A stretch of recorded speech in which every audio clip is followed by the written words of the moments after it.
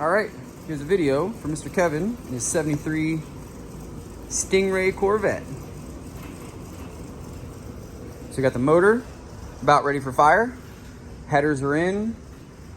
See, we've got all the rocker arms in now. We're just waiting on push rods. So if we lift this up, see, there's no push rods. We need push rods in order for the motor to do its job and the camshaft to do its job and open the valves. But these are the extra set. We had one set of these, and then we got the extra set here. So we got a second set right there. And now all it needs is some push rods. Still waiting on the belt. So we got the AC compressor off for now because you have to use that for the adjustment. So that's off right now, but everything else is hooked up. We got the fans in, radiator in. The sniper's hooked up right now, distributor's in.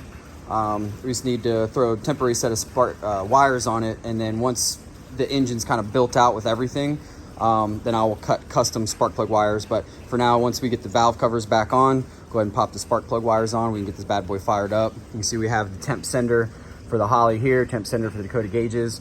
And once this is all said and done, this will be kind of loomed nice, and it'll come back, and then this stuff will be zip tied, come back nice and clean.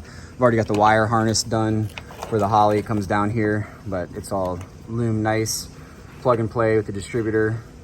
And then here's the other main connector. It's all loomed really nice. You can see the how it goes in, branches out right there, then it goes through.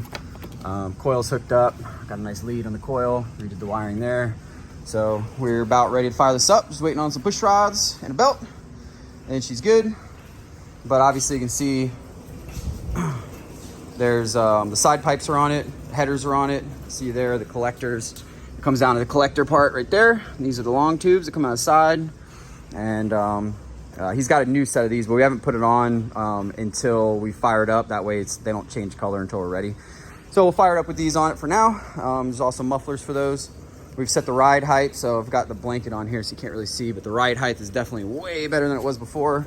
Ended up having to cut quite a bit off those front springs to get it to drop. And we've got the Ride Tech street grip shocks on it, which make it really nice, ride really nice for that shortened stance. We've got all new suspension in the back here, new transverse leaf spring, new sway bar, new end links, heavy duty. You see the brand new shocks. They're adjustable, so you can dial in how much stiffness you want. Everything's been painted and undercoated. Axles are back in, new brakes all the way around. Drive shaft still has new U-joints. So just super clean. We got it on the lowest setting on the back here. So we've got the longest bolts in right there for the transverse leaf spring. That's a composite transverse leaf spring, so it's not super heavy. We've got the cool Le Mans style gas cap, and then of course all the insulation in here. So everything is POR 15 first with enamel over the entire floor and firewall and all that. And then we did Damplifier Pro, which is like your Dynamat. You can kind of see this material is actually under all of this. So all of this all the way up into the floorboard is all done in Damplifier Pro. And then we have the mats, which is luxury liner from Second Skin. So this keeps the heat out and insulates it, kind of like your insulation in the walls of your house. Whereas the Dynamat type material, that Damplifier Pro, stops the noise and vibration and just kind of makes it a better ride inside. So these old cars don't really have a lot of factory insulation, so we insulated the crap out of it, so it should ride nice and good. Of course, you can see we've got the Vintage Air right there. That's the Vintage Air evaporator kit, so that's in. The other accompanying part on this side is all blocked off, and then we just have the final hoses to run. But we'll do that when it's ready for Freon, so we don't evacuate the system as of right now and get moisture in the system. But that's ready, and then you can see I've been doing some marking on I've been doing tests on the wiring to make sure all this factory wiring is good. When it goes back in, it'll be zip tied and loomed kind of nice back there, but for right now it's pulled apart, so I can see how I need to hook up the push button start, because we will not have this guy anymore. He won't be using that guy. He'll be using push button start. And I believe we've got a new shifter handle to put in it, new shifter ball, brand new center console, brand new dashboard, brand new gauges, brand new double din fold out radio. It's gonna have all the bells and whistles. And of course, we've got the lock poppers there. So now we've got power locks, right? So that's pretty cool. And it's already got power windows, so we'll have those on automatic controllers, one touch up and down, which is pretty cool. Got a brand new steering wheel that will go on.